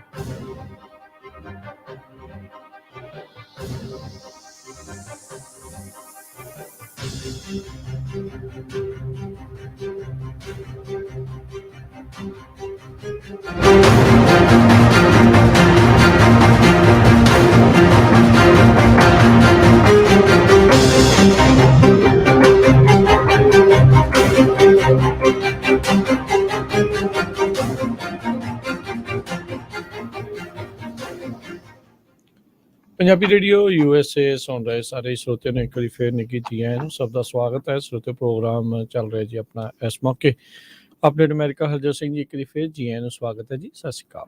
ਸਤਿ ਸ਼੍ਰੀ ਅਕਾਲ, ਧੰਨਵਾਦ ਜੀ ਆਇਆਂ ਨੂੰ। ਤੇ ਖਬਰਾਂ ਨੂੰ ਜਾਰੀ ਰੱਖਦੇ ਜਾਈਏ। ਜੋ ਲੇ ਆਫ ਦਾ ਆਪਾਂ ਪਿਛਲੇ ਦਿਨਾਂ 'ਚ ਦੱਸਿਆ ਸੀ, ਅੱਜ ਤੁਸੀਂ ਦੱਸਿਆ ਕਾਰਵਾਨਾਂ ਨੇ ਜੋ ਆਪਣੀ ਵਰਕਫੋਰਸ ਆ ਉਹਦਾ ਵੀ ਕਾਫੀ ਵੱਡਾ ਹਿੱਸਾ ਲੇ ਆਫ ਕਰ ਦਿੱਤਾ। ਇਸੇ ਤਰ੍ਹਾਂ ਇੱਕ autonomous delivery startup company neuro ਉਹਨਾਂ ਨੇ ਵੀ 20% ਆਪਣੀ ਵਰਕਫੋਰਸ ਆ ਉਹ ਲੇ ਆਫ ਕਰ ਦਿੱਤੀ ਆ। ਇਹ ਇਹਨਾਂ ਨੇ ਛੋਟੀਆਂ ਗੱਡੀਆਂ ਬਣਾਈਆਂ ਸੀ ਜਿਹੜੀਆਂ ਬਿਨਾਂ ਡਰਾਈਵਰ ਤੋਂ ਤੁਹਾਡੇ ਘਰ ਦੇ ਵਿੱਚ ਸਮਾਨ ਡਿਲੀਵਰ ਕਰਦੀਆਂ ਸੀਗੀਆਂ। ਇਸ ਨੂੰ ਬੜੀਆਂ ਵੱਡੀਆਂ ਕੰਪਨੀਆਂ ਬੈਕ ਕਰਦੀਆਂ ਸੀਗੀਆਂ, SoftBank, Google, Tiger Global Management. So 20% ਉਹਨਾਂ ਦਾ ਵਰਕਫੋਰਸ ਜਿਹੜਾ ਕਿ 300 ਦੇ ਕਰੀਬ ਇੰਪਲਾਈਜ਼ ਬਣਦੇ ਆ, ਇਹ ਉਹਨਾਂ ਨੇ ਅੱਜ ਲੇ ਆਫ ਕਰ ਦਿੱਤੇ ਹੈਗੇ ਆ।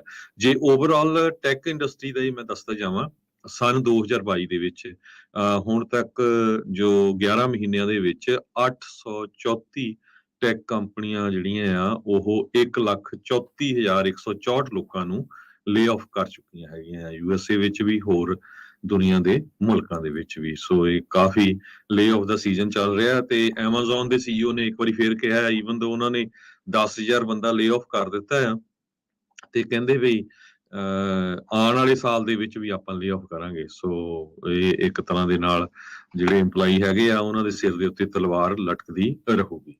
ਜੀ ਸੋ ਇਸੇ ਬਿਲਕੁਲ ਤਰ੍ਹਾਂ ਜੇ ਆਪਾਂ ਹੋਮ ਸੇਲਸ ਦੀ ਗੱਲ ਕਰਦੇ ਜਾਈਏ, 9ਵਾਂ ਮਹੀਨਾ ਹੋ ਗਿਆ ਲਗਾਤਾਰ ਅਕਤੂਬਰ ਜਿਹੜਾ ਸੀ, ਜਿਹੜੇ ਘਰਾਂ ਦੀ ਸੇਲ ਆ ਉਹ ਘਟਦੀ ਜਾ ਰਹੀ ਹੈਗੀ ਆ। ਮੌਰਗੇਜ ਰੇਟਸ ਨੇ ਜੋ ਬਾਇਰਸ ਹੈਗੇ ਆ ਉਹਨਾਂ ਨੂੰ ਇੱਕ ਤਰ੍ਹਾਂ ਦੇ ਨਾਲ ਡਰਾ ਦਿੱਤਾ ਆ।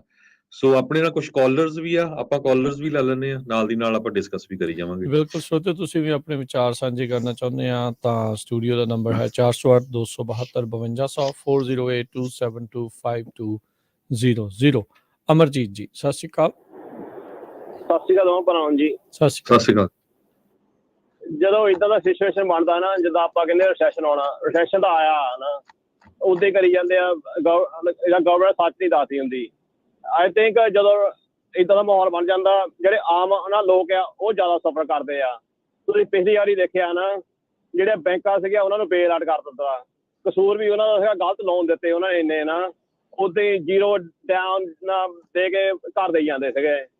ਸੋ ਇਹ ਐਟ ਦਾ ਐਂਡ ਜਿਹੜਾ ਜਿਹੜਾ ਕਸੂਰ ਹੁੰਦਾ ਉਹ ਸਫਰ ਘੱਟ ਕਰਦਾ, ਜਿਹੜਾ ਨਹੀਂ ਹੁੰਦਾ ਕਸੂਰ ਦਾ ਉਹ ਜ਼ਿਆਦਾ ਸਫਰ ਕਰਦਾ। ਨਾਲੇ ਆਪਾਂ ਦੇਖਿਆ ਨਾ ਕਿੱਦਾਂ ਇਹਨਾਂ ਨੇ ਪੈਸੇ ਸਿੱਟੇ ਆ ਨਾ ਕਰੋਨਾ ਦੇ ਟਾਈਮ ਨਾ, ਜਿੱਦਾਂ ਗਲਤ ਲੋਕਾਂ ਦੇ ਹੱਥ ਪੈਸੇ ਜਾਈ ਗਏ ਆ ਨਾ। ਲੋਨ ਜਿੱਦਾਂ ਜਿਹੜੇ PPP ਲੋਨ ਜਿਹੜੇ ਦਿੱਤੇ ਆ, ਗ੍ਰਾਂਟ ਦਿੱਤੇ ਆ, ਉਹ ਜਿਹਨੂੰ ਪੈਸੇ ਜਾਣੇ ਚਾਹੀਦੇ ਸੀ ਉਹਨਾਂ ਨੂੰ ਮਿਲੇ ਨਹੀਂ। ਨਾਲੇ ਆਪਾਂ ਕੈਲੀਫੋਰਨੀਆ ਦੇਖਿਆ ਅਨਪਲਾਈਮੈਂਟ ਨਾ, ਇਹਨਾਂ ਨੇ ਕਿੰਨੇ $1 ਬਿਲੀਅਨ ਗਲਤ ਲੋਕਾਂ ਨੂੰ ਦਿੱਤੇ। ਨਾਲੇ ਹੁਣ ਲੜਾਈ ਵੀ ਲੱਗੀ ਆ ਨਾ, ਕਿੰਨੇ ਪੈਸੇ ਉੱਧਰ ਸਿੱਟੀ ਜਾਂਦੇ ਯੂਕਰੇਨ ਵਿੱਚ ਨਾ। ਸੋ ਇੰਨੇ ਪੈਸੇ ਜਿਹੜੇ ਖਰਾਬ ਕਰ ਰਹੇ ਉਹਨਾਂ, ਆਪਾਂ ਨੂੰ ਪਤਾ ਸੀਗਾ ਵੀ ਰਿਸੈਸ਼ਨ ਆਉਣਾ ਨਾ, ਫੈਸਲੇ ਲਏ ਇਹਨਾਂ ਨੇ ਨਾ। ਸੋ ਹੁਣ ਤਾਂ ਇਹ ਗੱਲ ਆ ਵੀ ਡਿਪਰੈਸ਼ਨ ਆ ਜਾਵੇ ਨਾ, ਇਹਨਾਂ ਨੂੰ ਇਹ ਸੋਚਣਾ ਚਾਹੀਦਾ ਰਿਸੈਸ਼ਨ ਤਾਂ ਆਉਣਾ ਹੀ ਆ, ਪਰ ਡਿਪਰੈਸ਼ਨ ਤੋਂ ਰੋਕ ਲੈਣਾ ਨਾ ਆਉਣ ਤੋਂ ਨਾ। ਨਾਲੇ ਜਿੱਦਾਂ ਆਪਾਂ ਕੱਲ ਗੱਲ ਕੀਤੀ ਸੀ ਵੀ ਦੁਨੀਆ ਵਿੱਚ ਵੀ ਅਨਸਟੇਬਿਲਿਟੀ ਬਹੁਤ ਆ ਨਾ, ਜਿੱਦਾਂ ਮੁਲਕ ਇੱਕ ਦੂਜੇ ਨਾਲ ਬਹੁਤ ਜਿੱਦਾਂ ਫਸੇ ਆ ਨਾ। ਸੋ ਇਹ ਇਹਨਾਂ ਵੀ ਬਹੁਤ ਸਿਚੁਏਸ਼ਨ ਬੈਡ ਹੋ ਸਕਦਾ। ਆਈ ਥਿੰਕ ਸਾਰਿਆਂ ਨੇ ਫੈਸਲੇ ਬਹੁਤ ਗਲਤ ਲਿਆ। ਸਾਰਿਆਂ ਨੂੰ ਪਿਆ ਵੀ ਅਸੀਂ ਸਾਡੀ ਪਾਵਰ ਹੋਵੇ ਦੁਨੀਆ 'ਚ, ਸਾਰਿਆਂ ਨੂੰ ਲਾਲਚ ਪਿਆ ਵੀ ਅਸੀਂ ਸਟਰੋਂਗ ਹੋਈਏ। ਇਹ ਨਹੀਂ ਪਤਾ ਵੀ ਜਦੋਂ ਇੱਕ ਇਕਾਨਮੀ ਡਿੱਗਣ ਲੱਗ ਪੈਂਦੀ, ਦੂਜੀਆਂ ਵੀ ਨਾਲ ਹੀ ਡਿੱਗਣ ਲੱਗ ਪੈਂਦੀ ਆ। ਟਾਈਮ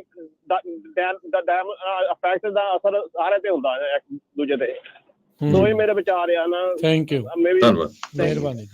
ਸੋ ਕੁਛ ਜਿਹੜੀ ਇੱਦਾਂ ਨੇ ਕਿਹਾ ਨਾ ਵੀ ਵਰਲਡ ਦੇ ਵਿੱਚ ਇਨਸਟੇਬਿਲਿਟੀ ਨੂੰ ਲੈ ਕੇ ਜੇ ਆਪਾਂ ਗੱਲ ਕਰਦੇ ਜਾਈਏ ਤਾਂ ਅੱਜ ਇਹ ਰਿਪੋਰਟ ਕੀਤੀ ਜਾ ਰਹੀ ਆ, ਬਹੁਤ ਸਾਰੇ ਜਿਹੜੇ ਆਰਥਿਕ ਮਾਹਰ ਆ ਵੀ ਕਹਿੰਦੇ ਵੀ ਰੂਸ ਦੀ ਜਿਹੜੀ ਇਕੋਨਮੀ ਆ ਉਹ ਅਫੀਸ਼ੀਅਲੀ ਅੱਜ ਰਿਸੈਸ਼ਨ ਦੇ ਵਿੱਚ ਚਲੇਗੀ ਹੈਗੀ ਆ। 9 ਮਹੀਨੇ ਹੋ ਗਏ ਆ ਰੂਸ ਨੇ ਯੂਕਰੇਨ ਦੇ ਉੱਤੇ ਹਮਲਾ ਜਿਹੜਾ ਉਹ ਸ਼ੁਰੂ ਕੀਤਿਆਂ ਨੂੰ, ਪਰ ਉਹਨਾਂ ਦੀ ਇਕੋਨਮੀ ਹੁਣ ਰਿਸੈਸ਼ਨ 'ਚ, ਕਿਉਂਕਿ ਜਦੋਂ ਤੁਸੀਂ ਜੰਗ ਲੜਦੇ ਆ ਤਾਂ ਖਰਚਾ ਹੁੰਦਾ ਬਹੁਤ ਆ ਤੇ ਇਕਨੋਮਿਕ ਤੌਰ ਦੇ ਉੱਤੇ ਫਾਈਨੈਂਸ਼ੀਅਲ ਰੋਕਾਂ ਬਹੁਤ ਲਾਈਆਂ ਨੇ ਜਦੋਂ ਤੋਂ ਇਹਨਾਂ ਨੇ ਜਿਹੜਾ ਹਮਲਾ ਕੀਤਾ ਆ। ਸੋ ਉਹਨਾਂ ਦੇ 4.1% ਜਿਹੜਾ ਡਰੋਪ ਹੋਇਆ ਆ ਟ੍ਰੇਡ ਦੇ ਵਿੱਚ, ਸ਼ਿਪਿੰਗ ਦੇ ਵਿੱਚ ਤੇ ਹੋਰ ਬਹੁਤ ਸਾਰੀਆਂ ਜਿਹੜੀਆਂ ਉੱਥੋਂ ਦੀਆਂ ਜਿਹੜੀਆਂ ਇੰਡਸਟਰੀਜ਼ ਉਸ ਦੇ ਵਿੱਚ। ਸੋ ਰਿਸੈਸ਼ਨ ਬੈਕ ਟੂ ਬੈਕ ਜਦੋਂ ਕੁਆਟਰ ਦੇ ਵਿੱਚ GDP ਸੁੰਗੜੇ ਤਾਂ ਉਦੋਂ ਸ਼ਰਿੰਕ ਹੁੰਦੀ ਆ। ਉਦੋਂ ਵੈਸੇ ਅਰਥ ਸ਼ਾਸਤਰੀ ਚਲਾਕ ਬੜੇ ਆ, ਜਦੋਂ ਅਮਰੀਕਾ ਦੀ 2 ਵਾਰੀ GDP ਸੁੰਗੜਦੀ ਆ ਤਾਂ ਉਦੋਂ ਕਹਿੰਦੇ ਵੀ ਨਹੀਂ ਅਜੇ ਆਪਾਂ ਇਕੋਨਮੀ 'ਚ ਨਹੀਂ ਆ। ਜਦੋਂ ਉਹਨਾਂ ਦੇ ਜਿਹੜੇ ਕਹਿ ਲਓ ਵੀ ਐਨਮੀ ਮੁਲਕ ਦੀ ਇੱਦਾਂ ਜਾਂਦੀ ਹੈ ਤਾਂ ਉਦੋਂ ਕਹਿੰਦੇ ਵੀ ਅਫੀਸ਼ੀਅਲੀ ਜਿਹੜੀ ਆ ਉਹ ਰਿਸੈਸ਼ਨ ਦੇ ਵਿੱਚ ਜਾ ਪਹੁੰਚੇ। ਸ਼ੈਤਾਨ ਬਹੁਤ ਨੇ ਵੀ ਲੋਕਾਂ ਨੂੰ ਭੁਲੇਖੇ ਦੇ ਵਿੱਚ ਰੱਖਣ ਦੀ ਹਮੇਸ਼ਾ ਕੋਸ਼ਿਸ਼। ਆਬਵੀਅਸਲੀ ਰੂਸ ਵਾਲਾ ਵੀ ਉੱਥੇ ਇਹੀ ਕਹਿਣ ਰਿਹਾ ਹੁਣ ਆਪਣੇ ਲੋਕਾਂ ਨੂੰ ਵੀ ਨਹੀਂ ਸਾਡੇ ਜਿਹੜੇ ਇੱਥੇ ਰਿਸੈਸ਼ਨ ਨਹੀਂ ਆਇਆ, ਪਰ ਕਿੰਨਾ ਕੁ ਚਿਰ ਅੱਖਾਂ ਮੀਟ ਕੇ ਜਿਹੜਾ ਉਹ ਚੱਲੋਗੇ। ਇਹ ਸਾਹਮਣੇ ਆ, ਸਾਰਿਆਂ ਨੂੰ ਦਿਸ ਹੀ ਰਿਹਾ ਆ ਵੀ ਹਾਲਾਤ ਜਿਹੜੇ ਉਹ ਕਿਸ ਪਾਸੇ ਵੱਲ ਨੂੰ ਜਾ ਰਹੇ ਆ। ਉਧਰ ਬ੍ਰਿਟੇਨ ਤੋਂ ਵੀ ਇੱਦਾਂ ਦੀ ਹੀ ਕੋਈ ਇੱਕ ਚੰਗੀ ਖਬਰ ਨਹੀਂ ਆ ਰਹੀ। ਉੱਥੇ ਐਨਰਜੀ ਕਾਸਟ ਤੇ ਹੋਰ ਬਾਕੀ ਸਾਰੀਆਂ ਚੀਜ਼ਾਂ, ਇਨਫਲੇਸ਼ਨ ਇੰਨੀ ਕੁ ਜ਼ਿਆਦਾ ਵਧੀ ਆ। ਅਗਲੇ ਸਾਲ ਕਹਿੰਦੇ ਵੀ ਜਿਹੜੀ ਪਾਵਰਟੀ ਲਾਈਨ ਤੋਂ ਥੱਲੇ ਆਂਕੜਾ ਆ ਲੋਕਾਂ ਦਾ ਉਹ 5.1 ਮਿਲੀਅਨ ਨੂੰ ਹਿੱਟ ਕਰਨ ਜਾ ਰਿਹਾ ਆ। ਐਡੀਸ਼ਨਲ 1.6 ਮਿਲੀਅਨ ਹੋਰ ਲੋਕ ਉੱਥੇ ਗਰੀਬ ਜਿਹੜੇ ਆ ਇਨਫਲੇਸ਼ਨ ਦੇ ਚੱਲਦਿਆਂ ਲਿਵਿੰਗ ਵੇਜ ਜਿਹੜੀ ਉਹ ਨਾ ਪੂਰੀ ਹੋਣ ਕਰਕੇ ਜਿਹੜੀ ਆ ਉਹ ਆ ਰਹੀ ਆ। ਉੱਥੇ ਇੱਕ ਨਵੀਂ ਰਿਪੋਰਟ ਇਹ ਆ ਰਹੀ ਆ, ਉੱਥੇ ਦੇ ਵੀ ਹਾਲਾਤ ਜਿਹੜੇ ਇਕਨੋਮਿਕ ਤੌਰ ਦੇ ਉੱਤੇ UK ਦੇ ਕਾਫੀ ਬੈਡ ਜਿਹੜੀ ਸਥਿਤੀ ਆ ਉਹ ਚੱਲ ਰਹੀ ਆ। ਜਦੋਂ ਦੁਨੀਆ ਦੀਆਂ ਇੰਨੀਆਂ ਵੱਡੀਆਂ ਇਕੋਨਮੀਜ਼ ਦੇ ਉੱਤੇ ਇਦਾਂ ਦੀ ਤਲਵਾਰ ਲਟਕ ਰਹੀ ਹੋਵੇ ਤਾਂ ਫਿਰ ਤਾਂ ਇਹ ਹੋਰ ਵੀ ਜ਼ਿਆਦਾ ਜਿਹੜਾ ਜ਼ਰੂਰੀ ਹੋ ਜਾਂਦਾ ਹੈ ਵੀ ਆਪਾਂ ਆਪਣੇ ਖਰਚਿਆਂ ਦੇ ਉੱਤੇ ਆਪਾਂ ਜਿਹੜੇ ਆਪਣੇ ਇਕਨੋਮਿਕ ਤੌਰ ਦੇ ਉੱਤੇ ਕਿੱਦਾਂ ਜਿਹੜਾ ਉਹ ਸਟੇਬਲ ਰਹੀਏ ਉਸ ਦੇ ਉੱਤੇ ਜ਼ਿਆਦਾ ਜ਼ੋਰ ਲਾਉਣ ਦੀ ਜ਼ਰੂਰਤ ਜੀ। ਪੈਂਦੀ ਆ।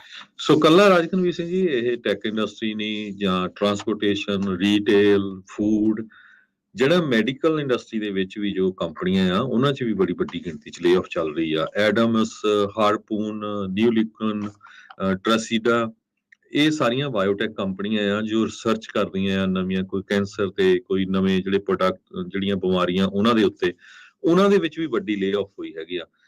ਟ੍ਰੈਸੀਡਾ ਉਹ 57% ਉਹ ਆਪਣੀ ਜਿਹੜੀ ਵਰਕਫੋਰਸ ਆ ਉਹ ਕੱਟਣ ਜਾ ਰਹੇ ਆ। ਉਹਨਾਂ ਦਾ ਜਿਹੜਾ ਕਰੋਨਿਕ ਕਿਡਨੀ ਡਿਸੀਜ਼ ਦੇ ਉੱਤੇ ਉਹ ਰਿਸਰਚ ਕਰਦੇ ਸੀ, ਸੋ ਉਹਨਾਂ ਨੇ ਦੇਖੋ ਹੁਣ ਕੱਟ ਕਰਤਾ।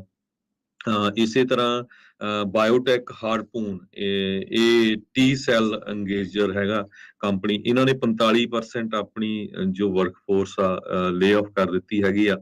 ਹਾਰਪੂਨ ਇਹਨਾਂ ਨੇ ਵੀ ਕਾਫੀ ਵੱਡੀ ਗਿਣਤੀ ਦੇ ਵਿੱਚ ਲੇਆਫ ਕੀਤੇ ਆ।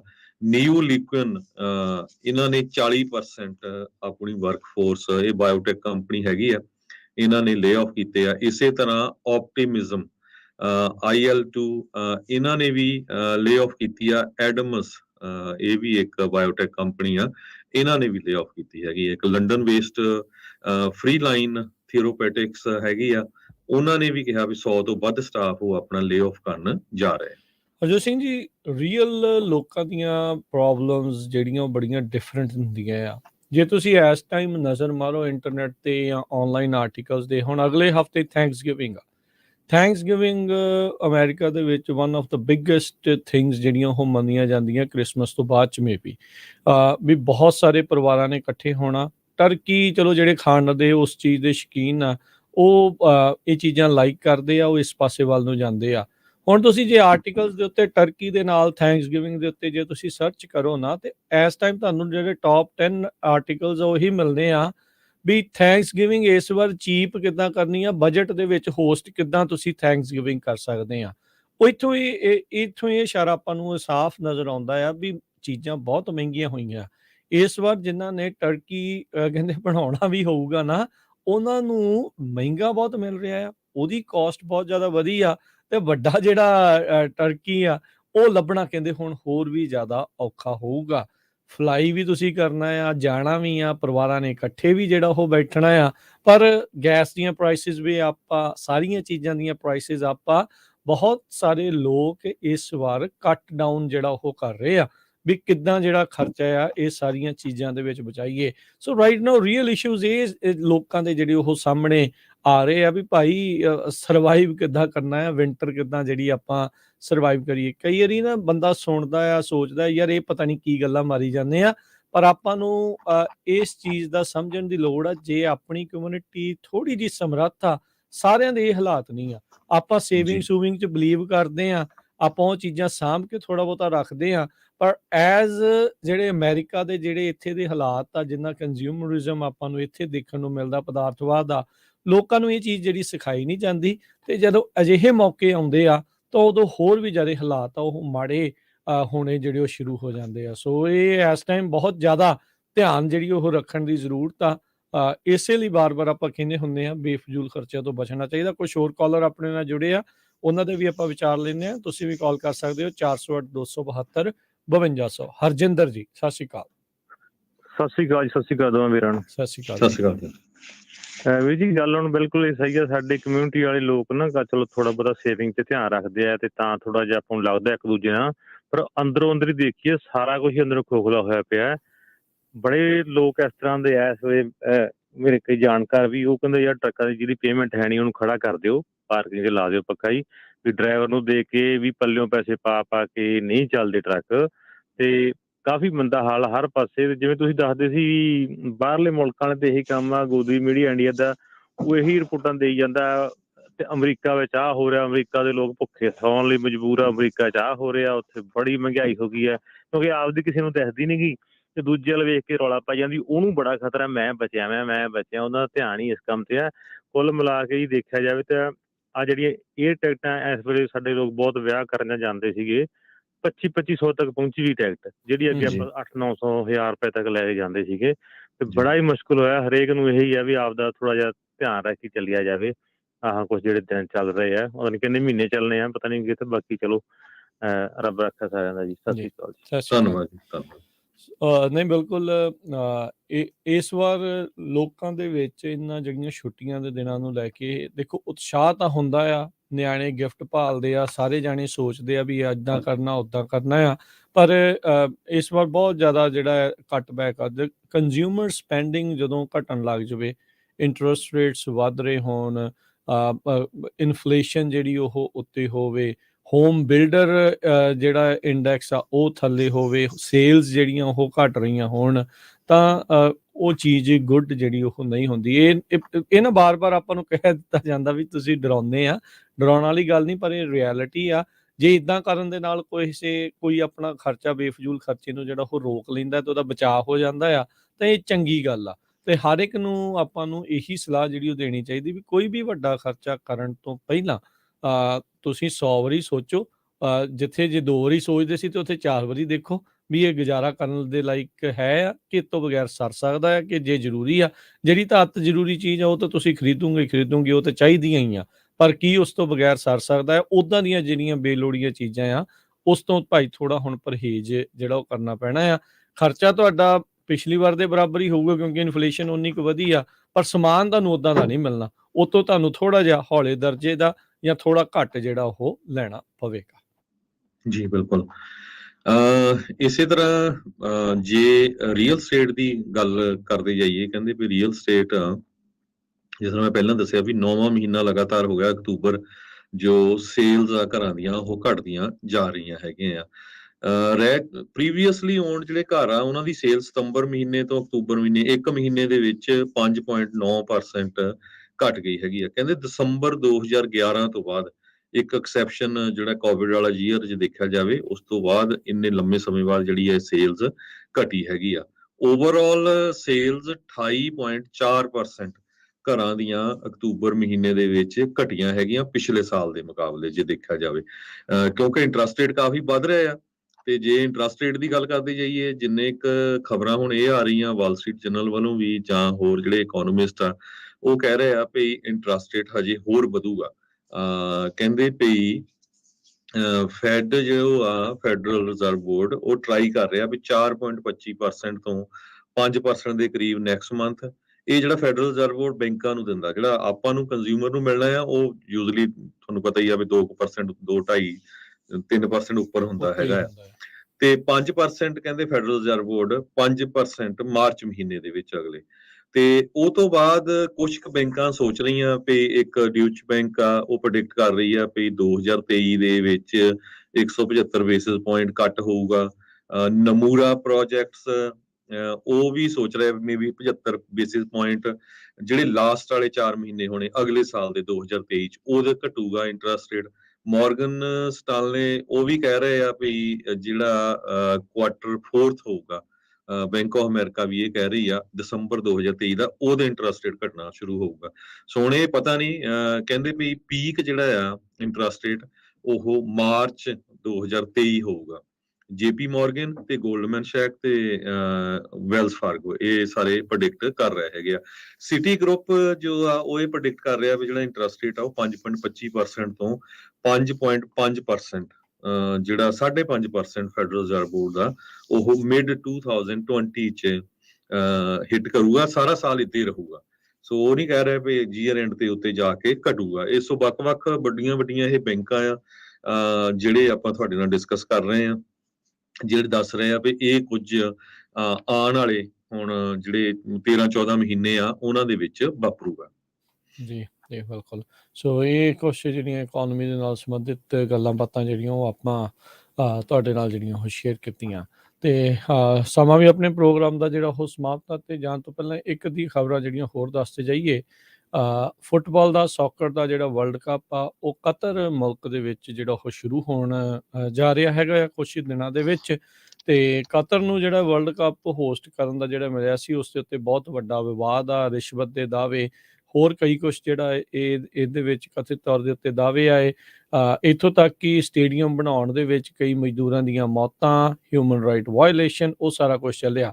ਪਰ ਹੁਣ ਕਿਉਂਕਿ ਆਲਰੇਡੀ ਇਹਨਾਂ ਨੂੰ ਇਹ ਹੋਸਟ ਇੱਥੇ ਕਰਨਾ ਆ, ਸੋ ਉਸ ਦੇ ਲਈ ਆ ਰੀਸੈਂਟਲੀ ਇੱਕ ਡੈਨਮਾਰਕ ਦਾ ਮੀਡੀਆ ਵਾਲੇ ਉੱਥੋਂ ਲਾਈਵ ਰਿਪੋਰਟਿੰਗ ਕਰ ਰਹੇ ਸੀ, ਜਦ ਕਤਰ ਦੇ ਜਿਹੜੇ ਸਿਕਿਉਰਿਟੀ ਵਾਲੇ ਆ ਕੇ ਉਹਨਾਂ ਨੇ ਜਿਹੜਾ ਕੈਮਰਾ ਆ ਉਹ ਤੋੜਨ ਦੀ ਧਮਕੀ ਦਿੱਤੀ ਵੀ ਤੁਸੀਂ ਜਿਹੜਾ ਇੱਥੇ ਕਰ ਨਹੀਂ ਸਕਦੇ। ਸੋ ਉੱਥੇ ਰਿਸਟ੍ਰਿਕਸ਼ਨਸ ਬਹੁਤ ਜ਼ਿਆਦੀਆਂ ਆ।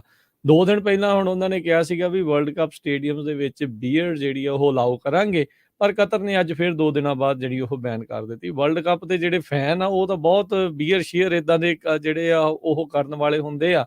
ਸੋ ਟੂਰਨਾਮੈਂਟ ਸਟਾਰਟ ਹੋਣ ਤੋਂ ਕੁਛ ਦਿਨ ਪਹਿਲਾਂ ਉਹਨਾਂ ਨੇ ਆਪਣਾ ਉਹ ਜਿਹੜਾ ਫੈਸਲਾ ਆ ਮੁੜ ਵਾਪਸ ਜਿਹੜਾ ਉਹ ਲੈ ਲਿਆ ਹੈਗਾ। ਬੜੇ ਹੀ ਕੰਜ਼ਰਵੇਟਿਵ ਗੈਸ ਰਿਚ ਮੁਸਲਿਮ ਇਸਲਾਮਿਕ ਜਿਹੜਾ ਨੇਸ਼ਨ ਹੈਗਾ ਆ, ਤੇ ਉਹਨਾਂ ਨੇ ਪੂਰੀ ਤਰ੍ਹਾਂ ਬੈਨ ਤਾਂ ਨਹੀਂ ਕੀਤੀ ਅਲਕੋਹਲ ਜਿਹੜੇ ਵਿਜ਼ਟਰਸ ਆ ਉਹਨਾਂ ਦੇ ਲਈ, ਪਰ ਕਿੱਥੇ ਤੁਸੀਂ ਖਰੀਦ ਸਕਦੇ ਹੋ ਤੇ ਕਿੱਥੇ ਇਸ ਦਾ ਸੇਵਨ ਕਰ ਸਕਦੇ ਹੋ ਉਸ ਨੂੰ ਬਹੁਤ ਸਟ੍ਰਿਕਟਲੀ ਉਹਨਾਂ ਨੇ ਜਿਹੜਾ ਉਹ ਕੰਟਰੋਲ ਕੀਤਾ ਹੈਗਾ ਆ। ਸੋ ਬੀਅਰ ਮੇਕਰ ਬਡਵਾਈਜ਼ਰ ਦੀ ਬੜੀ ਵੱਡੀ ਡੀਲ ਆ, ਉਹਨਾਂ ਦੇ ਵਰਲਡ ਕੱਪ ਦੇ one of the biggest sponsor ਚ $75 ਮਿਲੀਅਨ ਦੀ ਉਹਨਾਂ ਦੀ ਸਪਾਂਸਰਸ਼ਿਪ ਆ।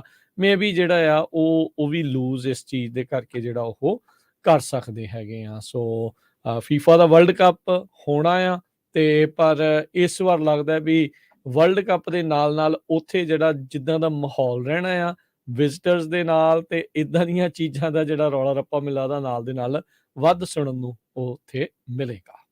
ਜੀ ਬਿਲਕੁਲ। ਸੋ ਸਾਡਾ ਖਬਰਾਂ ਦਾ ਸਮਾਂ ਸਮਾਪਤ ਆ। ਸੋ ਆਪਾਂ ਲੈਣੇ ਆ ਸਰੋਤਿਆਂ ਤੋਂ ਇਜਾਜ਼ਤ। ਮੇਰੇ ਹਰਜੋਤ ਸਿੰਘ ਵੱਲੋਂ, ਮੇਰੇ ਰਾਜਕਨਵੀਰ ਸਿੰਘ ਵੱਲੋਂ ਤੁਹਾਨੂੰ ਸਾਰਿਆਂ ਨੂੰ ਪਿਆਰ ਸਤਿਕਾਰ ਸੈਨਿਕ ਨਿੱਕੀ ਜਿਹੀ ਸਤਿ ਸ੍ਰੀ ਅਕਾਲ। ਜਿੰਨੇ ਵਾਸਤੇ ਖੇਡਦੇ ਰਹੋ, ਸੁਣਦੇ ਰਹੋ ਜੀ ਪੰਜਾਬੀ ਰੇਡੀਓ USA।